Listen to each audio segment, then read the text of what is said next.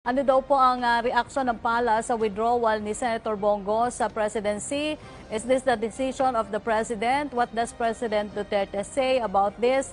And who will PDP laban Cusi faction support para po sa presidential elections? This is very new. These are very new developments, no? Kaya as far as PDP laban is concerned, alam ko magkakaroon ng mga series of meetings ang PDP laban para pag-usapan po ito at hintayin na lamang po natin yung any statement na ilalabas po ng PDP laban tungkol po dyan. Okay. Maraming salamat po sa inyong oras at panahon, Acting Presidential Spokesperson and Cabinet Secretary Carlo Nograles. Mabuhay po kayo, Secretary.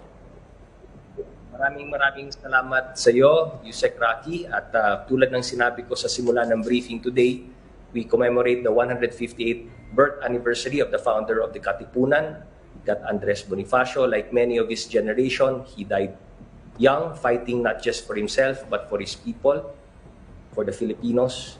Ulitin ko po, ginawa niya ito hindi lamang para sa sarili kundi para sa kapakanan ng kapwa.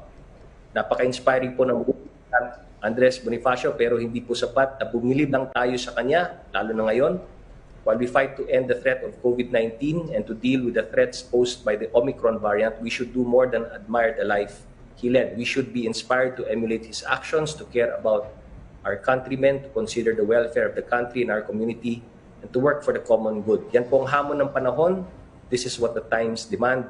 Pero sa totoo lang, kayang-kaya po nating ibigay ang hiningi mula sa lahat.